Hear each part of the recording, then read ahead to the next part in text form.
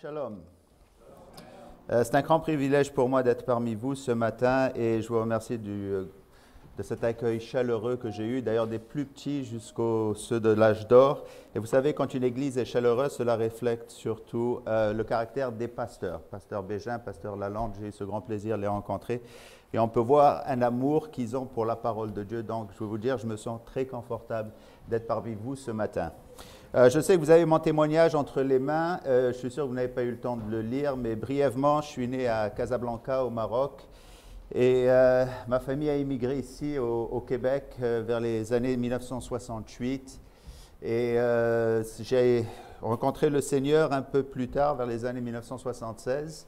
Et c'était au Cégep Saint-Laurent, à Montréal. Et là-bas, on était un groupe de Juifs, parce que les Juifs restent ensemble en général, et mes amis allaient et parlaient surtout de Nostradamus, de l'horoscope chinois, des horoscopes dans les journaux et ainsi de suite. Et moi, je leur avais dit, moi, il n'est pas question que je touche à ces choses-là, parce que nous sommes Juifs, et nous avons quelque chose dans notre Torah qui est vrai, et on reste là-dedans. Mais vous savez, je ne savais absolument rien de ce qu'il y avait dans la Bible elle-même. Et j'avais demandé à mon père, d'ailleurs, je lui dis, est-ce qu'on a quelque chose, est-ce que tu sais quelque chose sur des prophéties, parce que mes amis sont intéressés aux prophéties. Et il ne savait pas lui-même. Je lui dis, est-ce que ton père, notre grand-père, mon grand-père, qui était rabbin d'ailleurs, est-ce qu'il avait laissé quelque chose? Il n'y avait rien. Et un jour, au Cégep Saint-Laurent, il y avait des évangélistes qui sont venus, ils avaient une table de livres, et le premier livre que j'avais pris, c'était un livre sur la fin des temps. Et j'ai tourné le livre et c'était écrit ce que les prophètes de l'Ancien Testament disent sur la fin des temps. Et je savais que c'était le Seigneur en quelque sorte, et j'avais lu ce livre et j'avais cru à ce qui était écrit. Ça m'avait fasciné de voir à quel point les prophéties messianiques, ou les prophéties, c'est-à-dire la fin de temps, étaient aussi précises. Mais là, je me suis fait prendre, parce que j'ai cru aux prophéties de la fin des temps, mais il y avait aussi les prophéties messianiques. Et quand j'avais lu surtout Ésaïe 53 qui parle de la vie du Messie et de la mission du Messie, ça m'avait amené à voir vraiment que Jésus était le Messie. Et c'était à ce moment-là où je suis allé, j'avais rencontré plusieurs rabbins et ainsi de suite. Mais le plus je rencontrais, et le plus j'argumentais, et le plus je croyais que Jésus est le Messie d'Israël. Amen. Et vous savez, c'est à ce moment-là aussi que j'ai rencontré ma femme. Et avec le temps, évidemment, nous avons ouvert une étude biblique et qui est devenue d'ailleurs une église, l'église à Beth-Ariel à Montréal. Et aussi, nous avons joint aussi le ministère Ariel Canada, dont je suis le directeur. C'est un ministère d'enseignement aux Juifs et aux gentils, d'enseignement évidemment biblique et ainsi de suite. Donc, je vous parlerai au fur et à mesure de certaines expériences que j'ai eues avec certains rabbins qui étaient très, très intéressantes. Donc aujourd'hui, la question est la suivante. Est-ce que nous vivons présentement dans la période de la fin des temps? Est-ce que ce monde tel que nous le connaissons est en train d'arriver à sa fin? Et si c'est le cas, comment le savons-nous? Comment pouvons-nous être sûrs? Vous savez, alors que Jésus s'éloignait du temple, ses disciples lui posèrent exactement la même question. Ils lui demandèrent dans l'évangile de Matthieu, chapitre 24, verset 3, il dit, dis-nous quand cela arrivera-t-il et quel sera le signe de ton avènement et de la fin de cette époque? En d'autres mots, quels sont les signes qui vont nous indiquer que la fin de ce temps a commencé? Dans ce temps-là, les Juifs parlaient de deux époques. Cette époque, c'est-à-dire l'époque dans laquelle nous vivons actuellement, et l'époque à venir, c'est-à-dire le temps messianique que nous connaissons aussi sous le nom du millénium. Alors la question était bien, est-ce que nous sommes sur le point d'entrer dans le temps messianique, dans le millénium? Bien entendu, l'Église n'était pas encore née. Nous voyons sa naissance quelques années plus tard, au début du livre des Actes, et donc ils ne connaissaient pas encore l'enlèvement. C'est la raison pour laquelle les disciples lui posaient cette question sur la venue imminente du temps messianique. Ainsi, Jésus se met à fournir une réponse détaillée à leurs questions, une réponse qui va nous aider aujourd'hui à confirmer que nous sommes en fait en train de nous approcher de la seconde venue, de l'enlèvement plutôt, du Messie. Et sa réponse va nous permettre également de donner un sens au monde dans lequel nous vivons. Mais avant de nous attarder sur la réponse de Yeshua à ses disciples, au fait, le nom Yeshua est le nom hébraïque de Jésus. Le nom Yeshua veut dire salut, le salut en hébreu. Alors d'abord, allons jeter un regard sur l'ensemble des prophéties que l'on retrouve dans la Bible et sur ce que ces prophéties signifiaient pour les croyants à travers la Bible et aussi à travers l'histoire de l'Église. Quand on pense à la Bible et quand on pense à Jésus, c'est assez rare que nous pensions aussi aux prophéties. Mais pourtant, les prophéties représentent une grande partie des Écritures. Près du tiers de la Bible est en fait prophétique. On retrouve les prophéties dès les premiers chapitres du livre de la Genèse, et ceci à travers tout le livre jusqu'à l'Apocalypse de Jean. Mettre de côté les prophéties a été la cause de beaucoup de souffrances, en particulier quand on parle de la nation d'Israël. Le manque de connaissance des prophéties était l'objet de la plainte de Jésus quand il portait contre les dirigeants religieux d'Israël. Nous lisons à ce propos dans Luc 19, versets 41 et 44. Et là, Jésus dit, vous ne m'avez pas reçu parce que vous ne connaissiez pas le temps de votre visitation. Ils ne connaissaient pas l'époque à laquelle Jésus viendrait, parce qu'ils n'avaient pas fait cas aux Écritures. Et pourtant, Dieu leur avait donné le moment exact de la venue du Messie à travers le prophète Daniel dans Daniel 9, 24 à 27. Au fait, dans le temps de Jésus, il y avait beaucoup de faux prophètes. Dans l'histoire d'Israël, les faux prophètes ont commencé quand Jésus est arrivé parce qu'eux connaissaient les prophéties. Mais ce n'était pas le cas des dirigeants religieux. De plus, les prophéties sont justement le sujet de la Bible que Dieu nous demande d'utiliser quand il s'agit de contester d'autres religions. Vous savez, j'ai lu un livre écrit par H.A. Ironside, un commentateur canadien des années 1930, qui est devenu un spécialiste des prophéties bibliques. Et ce qui est intéressant de voir, c'est comment cet amour spécial pour les prophéties s'est développé en lui. Il a reconnu que Jésus était le Messie et a fait profession de foi à l'âge de 15 ans. Et à cette époque-là, un de ses professeurs l'avait mis à l'épreuve en contestant fortement la Bible et en voulant remettre en cause sa foi chrétienne. Voici ce que son professeur lui a dit. Il lui a dit, si tu étais né dans une famille hindoue, tu croirais dans les écritures védiques, de la même façon que tu crois maintenant en la Bible. Si tu étais né dans une famille bouddhiste, tu prendrais pour acquis tous les enseignements de Bouddha, de la même façon que tu acceptes les enseignements de Jésus aujourd'hui. Si tu étais né dans une famille musulmane, tu croirais dans le Coran, comme tu crois maintenant dans la Bible. Ces paroles avaient mis Ironside au défi. Il alla à la bibliothèque de la ville et demanda à la dame du comptoir de lui trouver tous ses livres religieux. Il fut conduit à une étagère de 10 pieds de long qui contenait 38 livres. Mais ça n'a pas découragé Ironside. Il dit à la bibliothécaire, j'ai 3 cartes avec moi, une de ma mère, une de mon frère et une en mon nom. Je voudrais prendre 3 livres avec moi, avec mes 3 cartes, et je les rapporterai, et quand je les rapporte, je prendrai 3 autres livres. Et c'est ce qu'il a fait. Ça lui a pris des mois, mais il a passé à travers ces 38 volumes qui parlaient des différentes religions. Et je vais vous donner ses conclusions.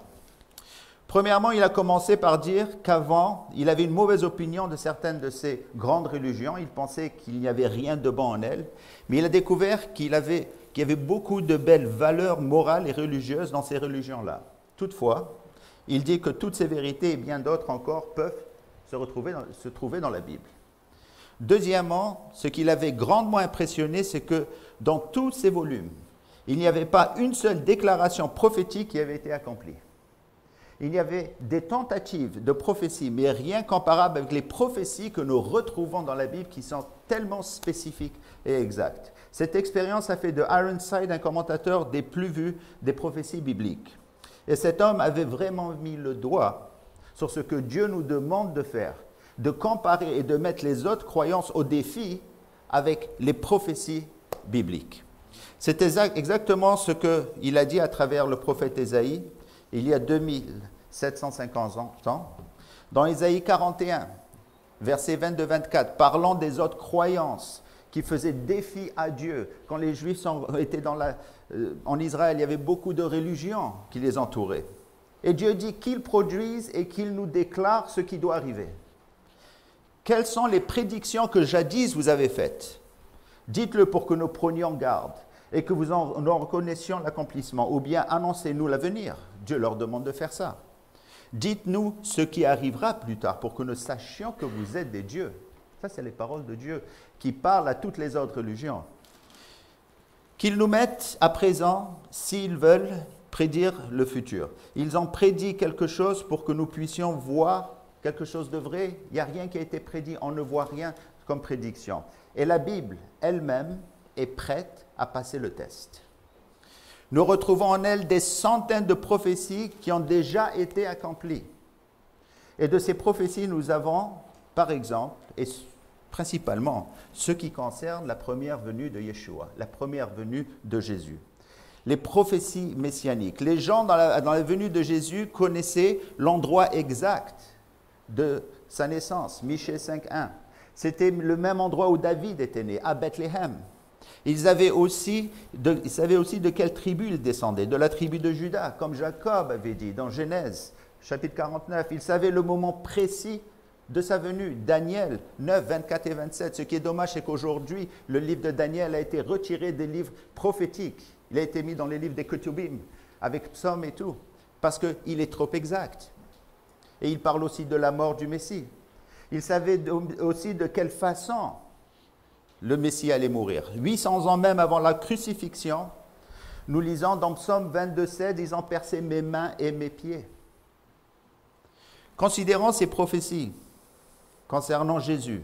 Un mathématicien avait dit que d'après la loi de la probabilité, on aurait besoin de 200 milliards de planètes Terre, ayant chacune une population de 4 milliards de personnes pour pouvoir produire une personne dont la vie à elle seule pourrait accomplir 100 prophéties précises, sans qu'il y ait le moindre d'erreur dans l'ordre des prophéties.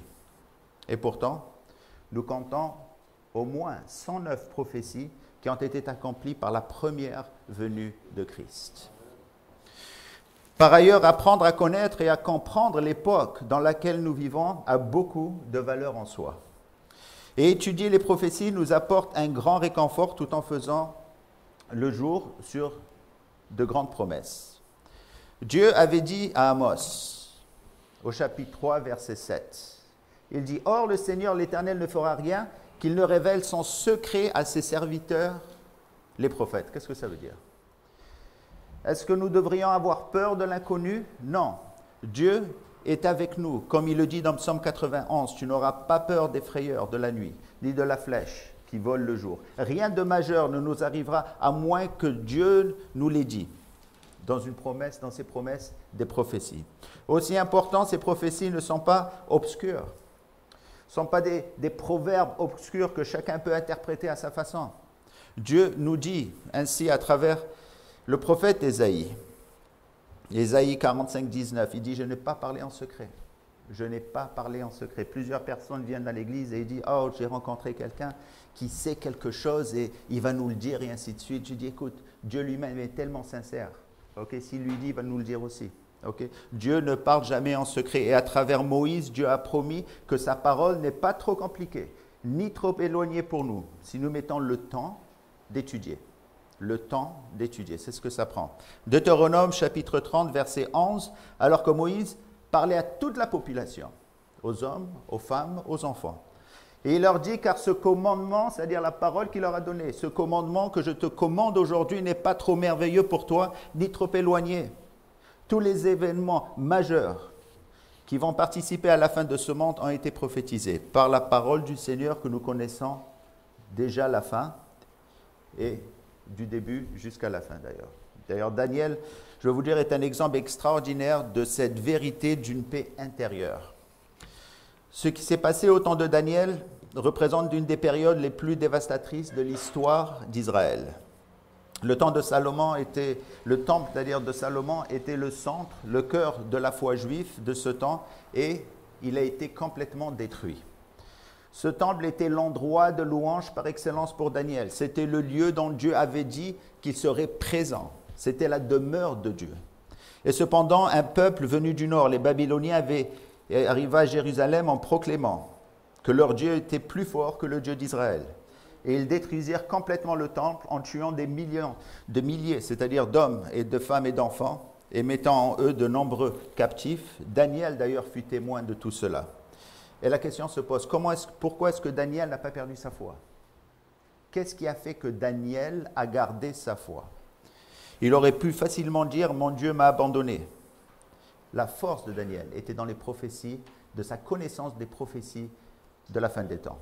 Il connaissait la raison pour laquelle il était là. Il avait lu les mots de Moïse dans Deutéronome 28, dans Lévitique 26. Il savait pour combien de temps aussi il devait rester. D'après Jérémie, il savait très bien qu'il devait partir seulement pour 70 ans. Donc cela lui donnait la paix. Et nous, qu'est-ce que nous connaissions de la période du temps dans laquelle nous vivons aujourd'hui? Pourtant, je vais vous dire, la Bible nous en dit énormément. Donc, quelle avait été donc, la réponse de Jésus à ses disciples concernant le signe de la fin des temps? Cette question est la troisième de 3 questions que les disciples posèrent à Jésus. Allons dans Matthieu 24. Si vous avez votre Bible, vous pouvez ouvrir Matthieu 24. Nous allons voir plusieurs versets de ce chapitre. Donc, nous allons lire les versets 3 à 8. Et comme il était assis sur la montagne des Oliviers, les disciples vinrent à lui en particulier, disant « Dis-nous quand ces choses auront lieu, et quel sera le signe de la venue de la consommation du siècle. » Et Jésus répondant leur dit « Prenez garde que personne ne vous séduise, car plusieurs viendront en mon nom, disant « Moi, je suis le Christ. » Et ils en séduiront plusieurs. Et vous entendrez parler de guerre et de bruit de guerre. Prenez garde que vous ne soyez pas troublés. Car il faut que tout arrive, mais la fin n'est pas encore. Car nation s'élèvera contre nation et royaume contre royaume.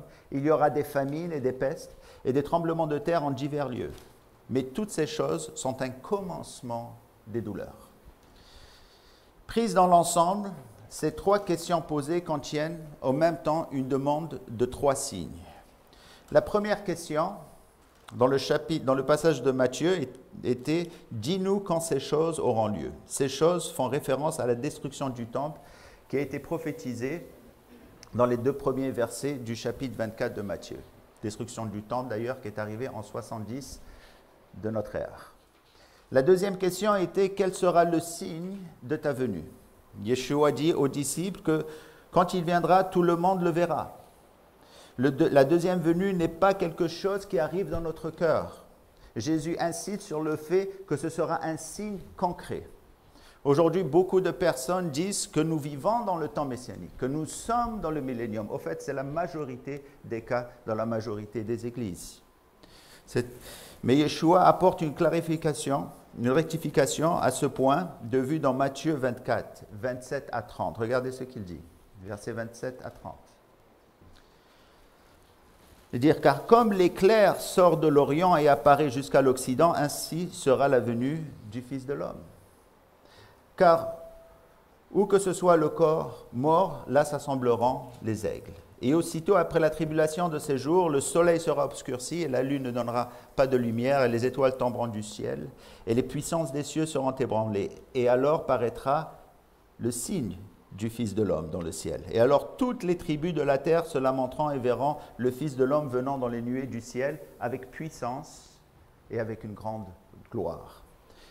Ce qui va précéder le signe de la seconde venue du Messie, ce sera un obscurcissement total de la terre. D'ailleurs, nous pouvons voir ça dans le livre d'Apocalypse et surtout chez les prophètes, dans les prophètes de l'Ancien Testament, dans Joël, chez Joël surtout. Aucune lumière ne pénétrera jusqu'à la terre en provenance du soleil, de la lune et des étoiles. Luc ajoute qu'il y aura une perpétuité générale sur toute la terre à cause du fait que les choses physiques et non physiques sont secouées dans une attente remplie d'angoisse. Ceci n'est pas encore arrivé. Cela arrivera à la toute fin, à la fin de la période des 7 ans, des dernières 7 ans de la prophétie de Daniel dans chapitre 9 que nous verrons plus tard. Alors Jésus continuait à répondre à la troisième question, celle qui concernait le signe indiquant que la fin des temps a vraiment commencé. Celle que nous allons voir en détail aujourd'hui. Ceci est rapporté dans Matthieu 24, versets 7 et 8, aussi dans Marc 13, chapitre 8, verset 8, et Luc 21, versets 10 à 11. Lisons encore ce que Yeshua dit au verset 7 et 8 de Matthieu 24. Il dit, car nation s'élèvera contre nation, Et royaume contre royaume, il y aura des famines et des pestes et des tremblements de terre en divers lieux, mais toutes ces choses sont un commencement des douleurs. D'après les écrivains des 3 évangiles, le signe de la fin des temps se manifestera lorsque nation s'élèvera contre nation et royaume contre royaume. Cet état de fait sera accompagné de famines, de pestes et de tremblements de terre en divers lieux. Et après cela, Yeshua a clairement souligné que ce sera un commencement de douleur. Les premières douleurs est le signe que la fin des temps arrivée se produiront lorsqu'il y aura ces nations contre nations.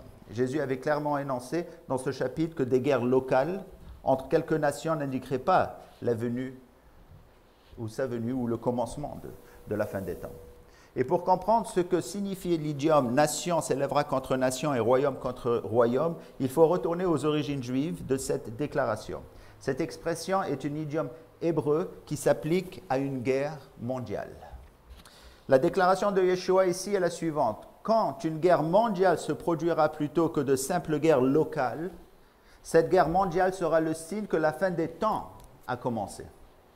C'est d'ailleurs tout à fait dans le même ordre d'idées que les écrits juifs de cette même période. Aussi une source juive d'information connue sous le nom de Zohar il dit à cette époque, des guerres seront suscitées dans le monde, nation contre nation et ville contre ville, beaucoup de détresse seront ramenées contre les ennemis des Israélites. Une autre source juive d'information qui s'appelle Bereshit Rabbah, dont les sources remontent vers le 1er siècle. Ils disent, quelques rabbins ont écrit, ils ont dit, quand vous verrez les royaumes se lever les uns contre les autres, alors faites attention et repérez les pas du Messie. Donc les rabbins, dans leur enseignement, ont très clairement déclaré qu'un conflit de taille mondiale signifierait la venue du Messie. Et pourtant, ils n'avaient pas le Nouveau Testament. Mais leur source était surtout l'Ancien Testament, ce qui était décrit surtout par les prophètes de l'Ancien Testament. Mais Yeshua a corrigé légèrement cette idée en disant que lorsque les guerres mondiales se produiront, cela ne signera pas l'arrivée du Messie, mais bien le début de la fin des temps. Et la première fois dans l'histoire de l'homme, où une multitude de pays se sont déclarés la guerre les uns contre les autres, il y a à peu près 80 ans, pendant la première et la deuxième guerre mondiale.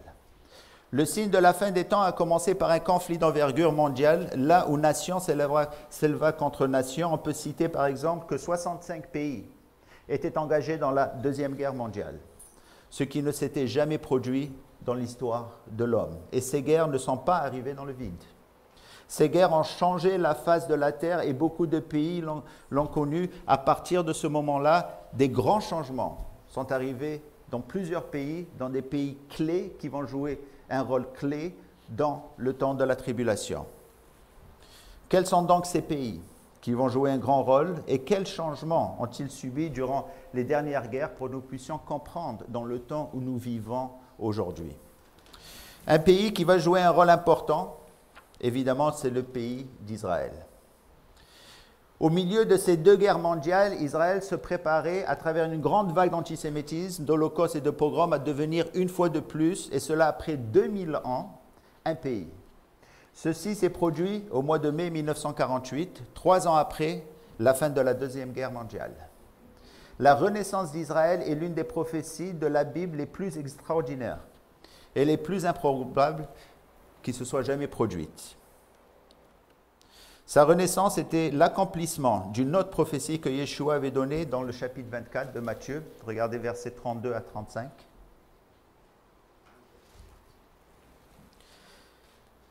Il dit, « Mais apprenez du figuier la parabole qu'il vous offre.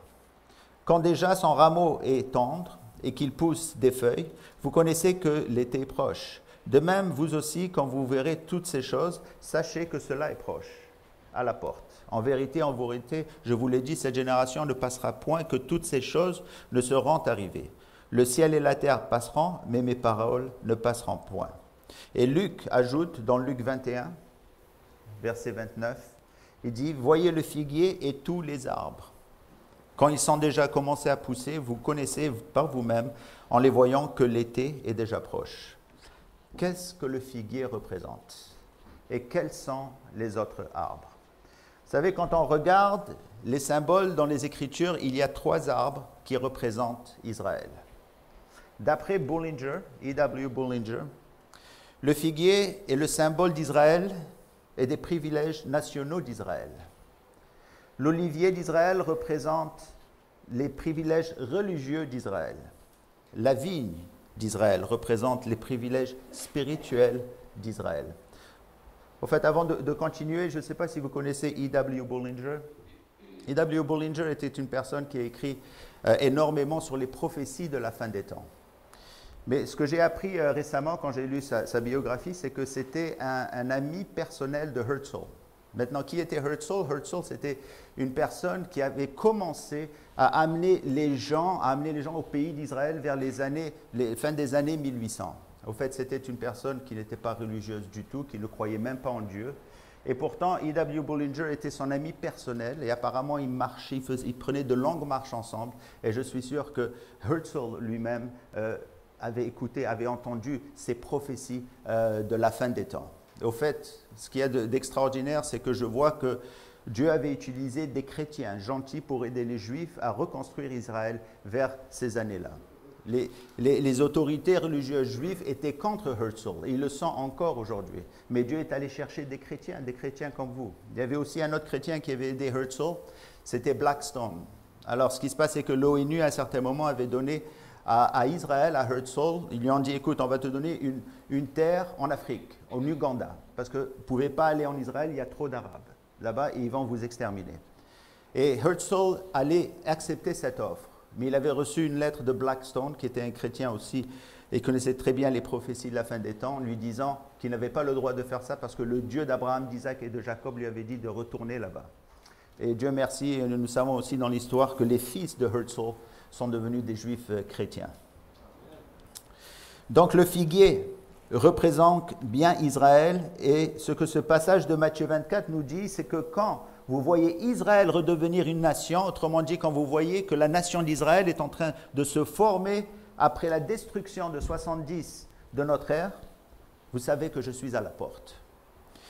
Un peu plus tôt dans les évangiles de Matthieu, au chapitre 12, Jésus parle du jugement qui arrive en conséquence du refus des autorités religieuses de reconnaître Yeshua comme le Messie, de le reconnaître comme le Messie.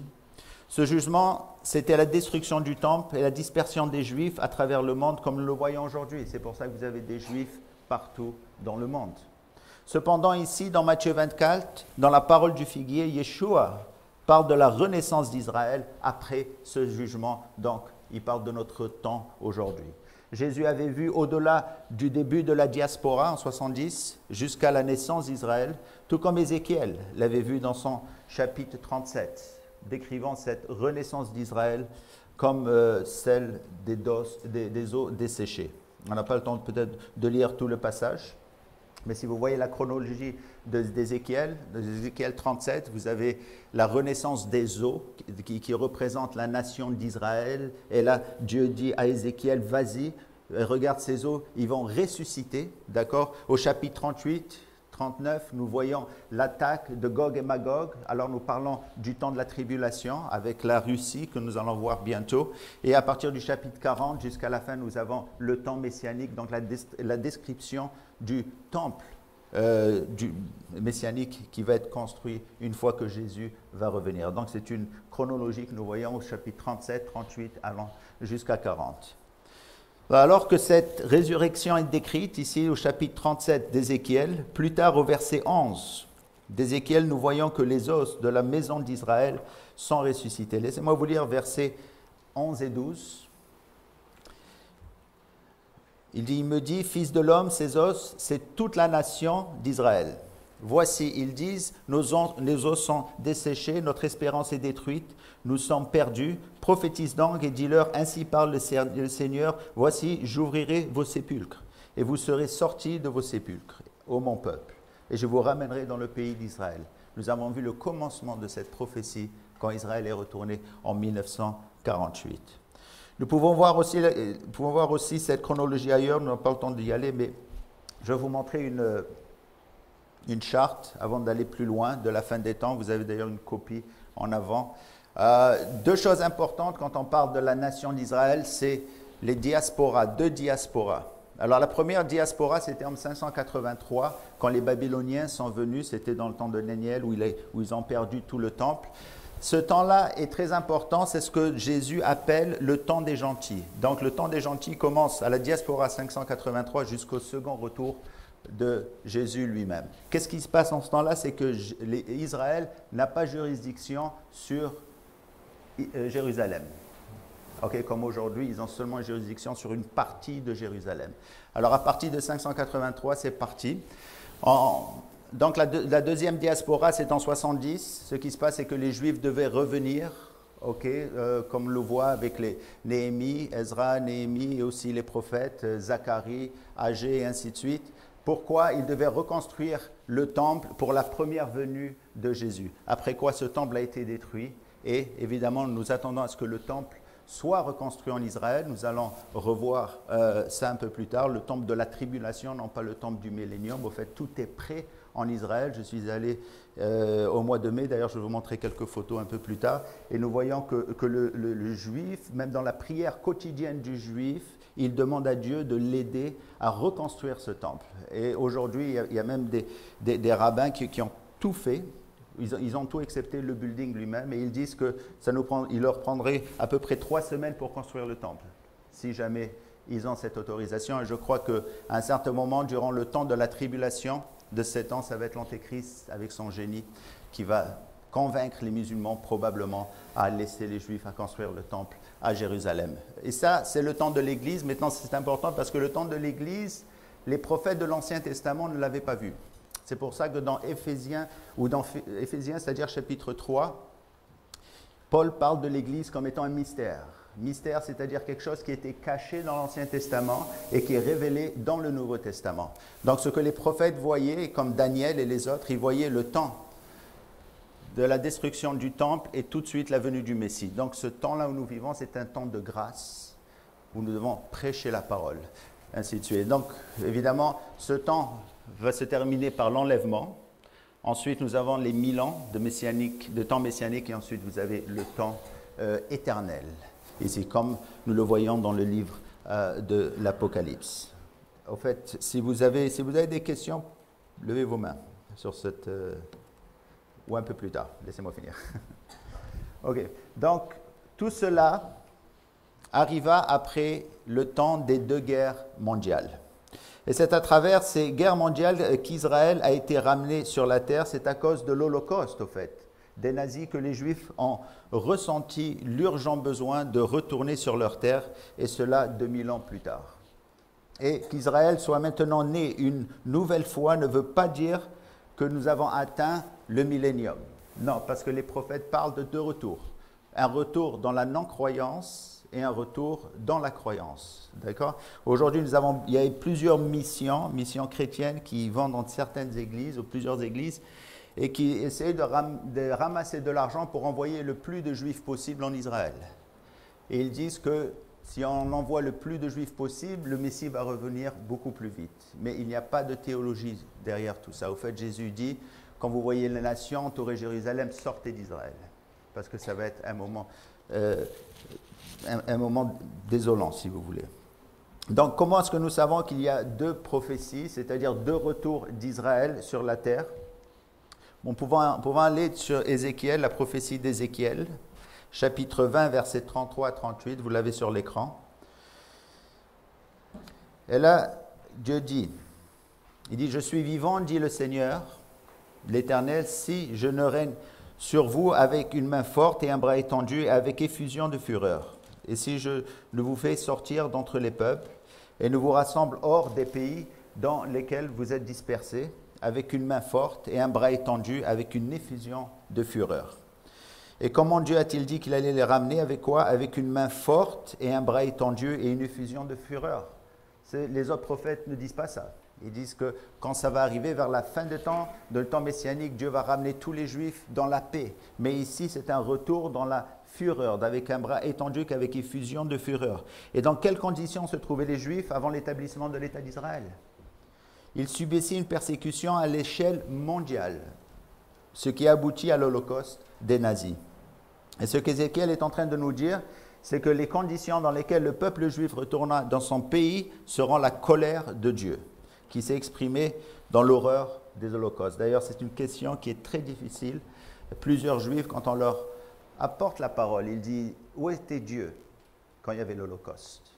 Où était Dieu quand il y avait l'Holocauste? Et c'est là on les amène surtout dans les paroles de Moïse, les paroles de Deutéronome 28 et Lévitique 26. Et là, Moïse, même avant que les Juifs soient rentrés dans la terre d'Israël, il leur dit, vous savez, à un certain moment, vous n'allez pas écouter Dieu et Dieu va vous disperser à travers le monde. Et là, vous allez être tués, persécutés. Et vous allez rester en petit nombre, qu'il dit. Vous savez combien il y a de Juifs dans le monde? À peu près 15 millions. Mais nous sommes aussi anciens que les Hindous, aussi anciens que les Chinois, et ils sont au plus d'1 milliard. Mais nous sommes juste 15 millions parce que Dieu avait dit, je vais vous laisser en petit nombre. Et ce qui est plus surprenant encore, c'est que ce sont les survivants de l'Holocauste qui ont construit l'État d'Israël. Au fait, Hitler a réussi à pousser les Juifs à construire l'État d'Israël. Israël a été construit par des hommes et des femmes qui venaient tout juste d'échapper à l'enfer des camps de concentration nazis. Et ce sont ceux qui se sont sortis des guerres mondiales. Pour la première fois dans l'histoire du monde, un peuple qui avait été déraciné, dispersé pendant presque 2000 ans, ce qui ne s'est jamais vu, est retourné dans sa terre d'origine en tant que nation souveraine dotée d'un gouvernement. Cet événement s'est produit à l'encontre des probabilités les plus frappantes, dans les circonstances aussi incroyables. Et cela parce que Dieu l'a prophétisé. La renaissance d'Israël en soi est un signe indiquant le début de la fin des temps. C'est le figuier de ce dont Jésus parlait. Mais qu'en est-il des autres arbres que la parole mentionne, surtout dans l'évangile de Luc? Quand il dit « Voyez le figuier, Israël, et les autres arbres ». Quand ils ont déjà commencé à pousser, vous connaissez par vous-même, en les voyant, que l'été est déjà proche. Si le figuier représente Israël, qu'est-ce que représentent les autres arbres? Avec les guerres mondiales et la naissance de l'État d'Israël, des changements formidables se sont produits sur la scène mondiale. Le monde a complètement changé. Quels sont ces changements qui ont affecté ces nations participantes à la période de la fin des temps? Quelles étaient elles avant même la guerre mondiale et comment elles sont devenues? Tout d'abord, nous devons comprendre le temps dans lequel nous vivons actuellement. Du fait que nous sommes nés dans ce temps, on aurait tendance à penser que le monde a toujours été comme ça. On n'a pas toujours été comme ça. La fin des années 1800 et le début des années 1900 était un tournant majeur dans l'histoire mondiale. La première chose, c'est qu'il y a plus de monde vivant dans cette terre aujourd'hui qu'il y a eu en faisant la somme totale des personnes qui ont vécu jusqu'à aujourd'hui. Ça a pris toute la période entre le déluge et 1804 à la population mondiale à atteindre 1 milliard. Aujourd'hui, 200 ans plus tard, la population mondiale, je crois au mois de mars passé, a dépassé les 7 milliards. Et chaque jour, la population grandit de façon exponentielle, de plus en plus vite. Comme si la plus grande majorité des gens qui n'avaient jamais vécu étaient en train d'être rassemblés pour la période de la fin des temps. En plus, la situation mondiale aujourd'hui est aussi, les pays qui existent à l'heure actuelle sont tels que décrits par les prophéties de la Bible. Exactement tel que la Bible a dit que ces pays allaient être, ils le sont aujourd'hui quand on les compare. Je ne sais pas si vous regardez les nouvelles.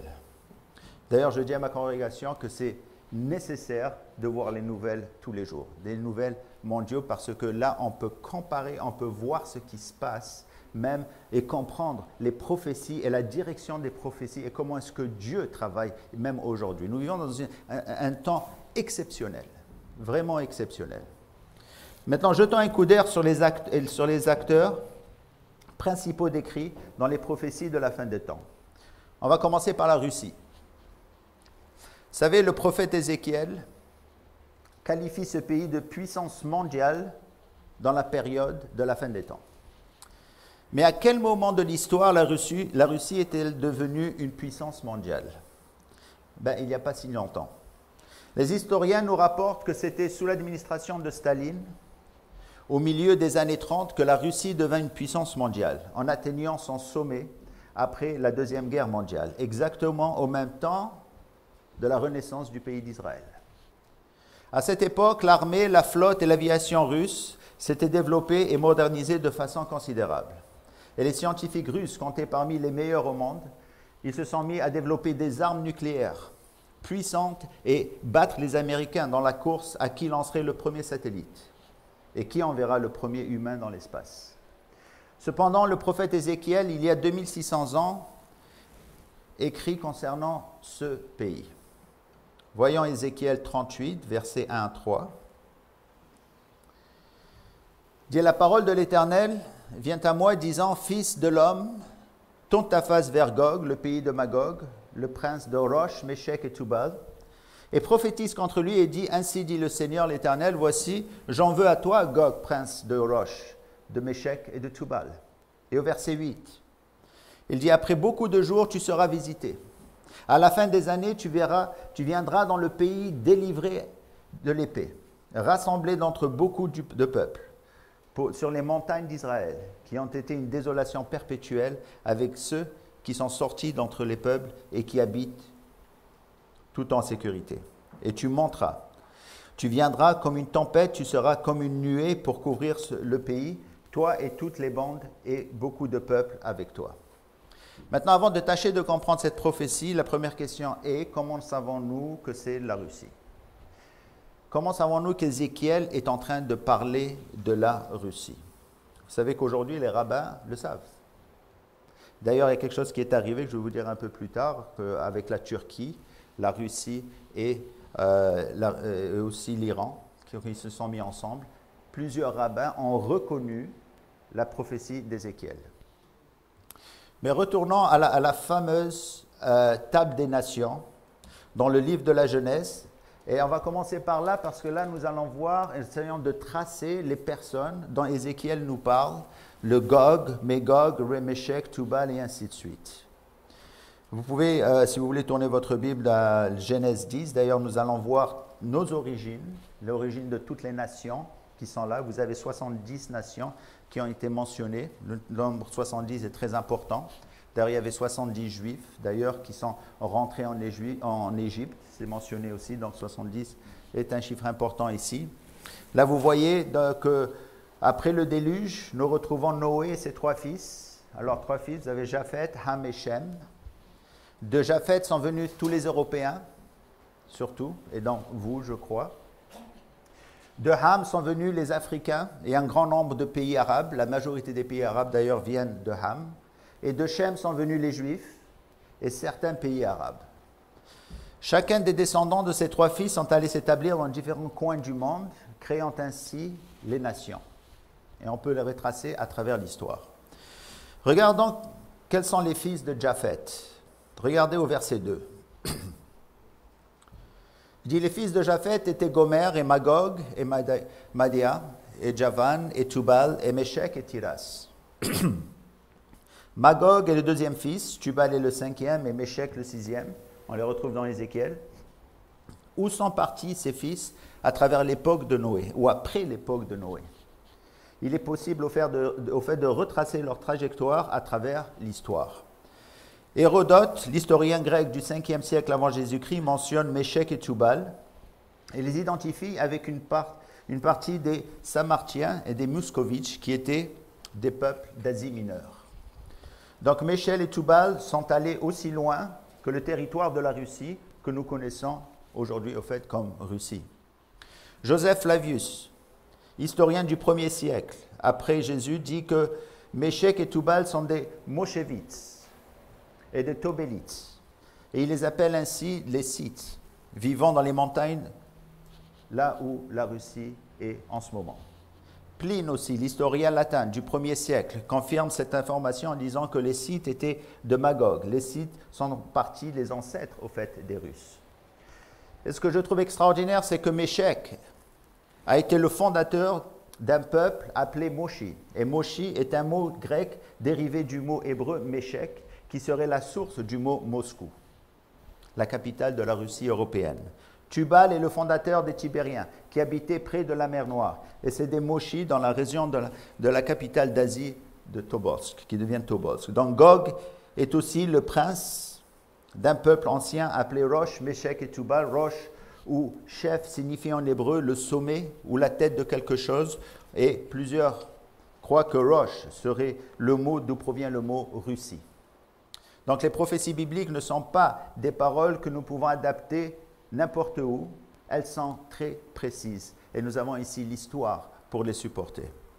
En plus, on peut voir ça dans les indications géographiques que le prophète nous donne, dans Ézéchiel 38, 15. Je peux vous lire ce qu'il dit. Il dit, tu viendras de ton lieu, du fond du nord, toi et beaucoup de peuples avec toi, tous montés sur des chevaux, et un grand rassemblement et une armée nombreuse. Et tu monteras contre mon peuple d'Israël, comme une nuée, pour couvrir le pays. Ce sera la fin des jours. Quand on regarde une carte, la Russie se trouve loin au nord d'Israël. En fait, si nous traçons une ligne droite, au nord de Jérusalem, on aboutit à Moscou. La Russie, donc, va jouer un rôle clé dans les prophéties de la fin des temps. Aujourd'hui, le pays se nomme Russie et non pas l'Union soviétique, comme on l'appelait avant. Et ceci est en accord avec les prophéties de Rosh, d'Ézéchiel. Donc, les prophéties d'Ézéchiel 38 et 39 à propos de la Russie ne pouvaient se réaliser qu'aujourd'hui, parce qu'aujourd'hui, la Russie est une puissance mondiale. Quel autre pays viendront avec la Russie pour attaquer Israël? Et c'est là où ça devient très intéressant, c'est là où on va mentionner ces rabbins qui ont vu quelque chose dans ces prophéties. Et ça, nous allons le voir après la pause. Est-ce que vous avez des questions? Des questions ou même des commentaires qui ont trait à ces prophéties que nous venons de voir? Oui, allez-y. J'ai remarqué souvent lorsque les gens abordent Matthieu 24, ils commencent à oublier beaucoup le verset 6. Vous entendrez parler. Jamais dans l'histoire de l'humanité, que je sois en 1500, 500, 1100, 1200, 1300, etc. Que si je serais quelque part en Asie mineure, n'importe où, puis qu'il y a une guerre en Chine, ou quelque part en Amérique centrale, ou quelque part en Amérique du Sud, n'importe où, n'importe quand, je ne peux pas entendre parler de guerre, de parlementaire, parce que la communication n'existe pas. C'est ça. J'ai été surpris un jour, j'ai écouté une émission de Marie-Blanc, c'était mon âge, puis lorsqu'ils ont monté le premier satellite dans l'espace, je ne sais pas si le commentateur était chrétien, mais c'est enfin, maintenant, depuis jamais, lorsqu'un événement aura lieu, une crise politique, un tremblement de terre, une guerre, maintenant, nous pouvons en entendre parler. Là, en 1962, lorsque le deuxième, ça c'était inter-canadien-américain, ça là, il a dit, au deuxième satellite en 61, 62, enfin, sur toute la planète, nous pouvons entendre parler de guerre, n'importe où. Quand ça arrive, on entend parler. Vous savez, ça va aussi avec la prophétie de Daniel qui dit qu'à la fin des temps, la connaissance va augmenter. Alors on peut penser à l'Internet et tout. Et il donne une autre prophétie aussi, il dit que les gens vont voyager d'un côté à l'autre. Vous savez que j'avais une peur de voyager, de prendre l'avion. Et j'étais nerveux de demander à ma femme, là. Mais quand j'ai lu cette prophétie, la peur est partie. Je me suis dit, si c'est une prophétie de la fin des temps, Dieu va s'occuper à ce que cet avion va vraiment rester dans les airs. Et ça marche. Ça a marché avec moi en tout cas. Donc c'est vrai ce que vous dites. Très bien. Autre question ou commentaire? On est tellement pardon. Il y a des choses qui ne sont pas animées encore. Lors de la crucifixion du Seigneur Jésus, le ciel et la terre sont aussi oui, c'est ça. Mais non. Lui était là dans toute la terre. Ben, c'est-à-dire, peut-être dans toute la terre, si on parle des évangiles, on pense que c'est dans la terre d'Israël elle-même.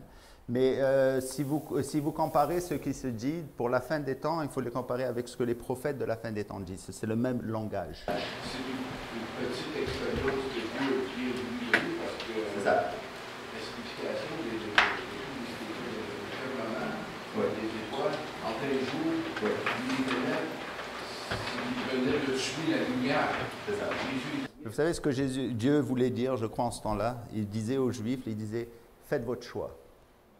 Parce qu'en voyant l'obscurité et ainsi de suite, en voyant le tremblement de terre, en voyant les pierres s'ouvrir quasiment, les tombes s'ouvrir, Dieu leur donnait un message. Vous prenez le Messie dans sa première venue, vous allez voir la même chose à la seconde venue. D'accord? Parce qu'ils étaient au courant de ces signes-là.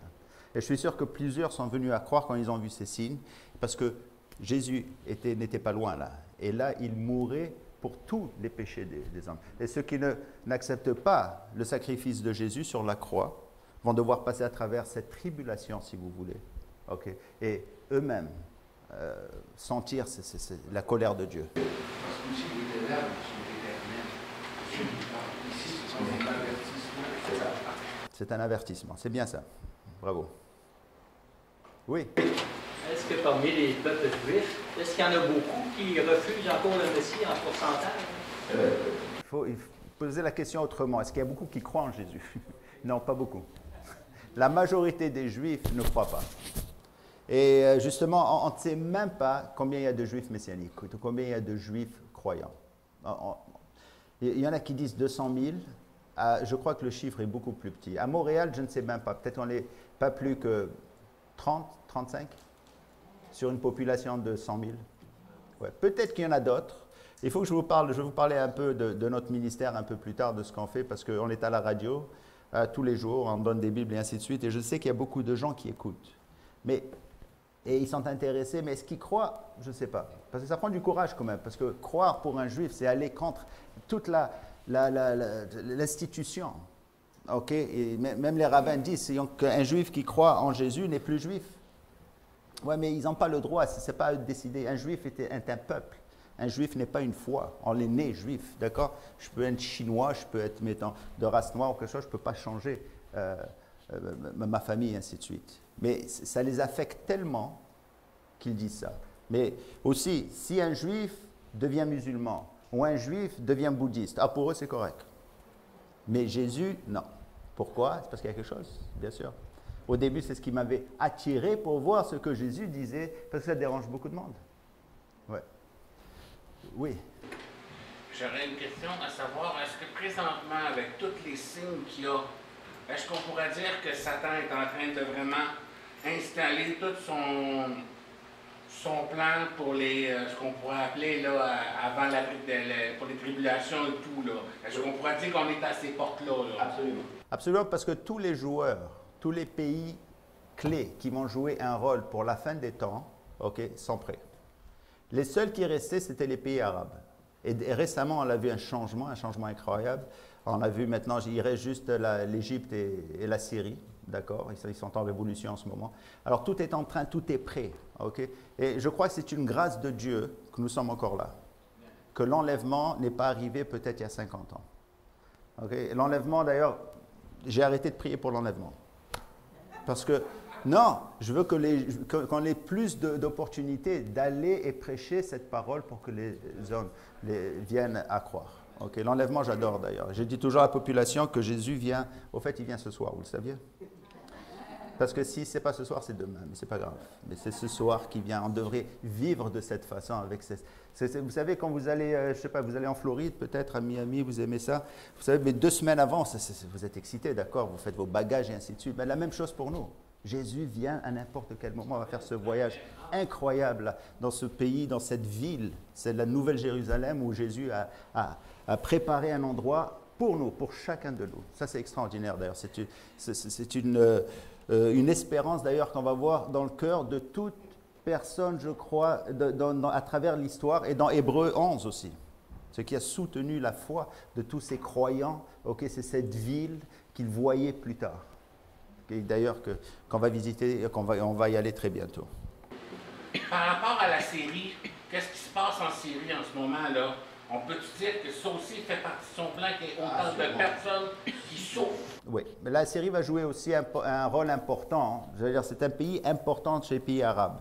Le plus important, c'est l'Égypte et la Syrie. C'est les 2 derniers. Alors, il y a une transformation, on ne sait pas où ça va mener exactement. Est-ce que Assad va rester? Est-ce qu'il va y avoir un changement? Mais regardez qui est-ce qui supporte la Syrie en ce moment. C'est la Russie. Oui. La Russie, l'Iran, la Turquie. Même aujourd'hui, il y a 2 ou 3 jours, ils ont descendu un avion turc. Pourquoi, je ne sais pas, mais la Turquie, il n'a rien dit. Il n'a rien dit. En général, les Turcs, vous touchez leur armée ou quoi que ce soit, c'est la guerre. Okay. Donc, il y a quelque chose qui se passe et on peut voir que Dieu les prépare pour cette fin des temps qui s'en vient bientôt. Oui. Bien sûr. Donc, nous allons prendre un...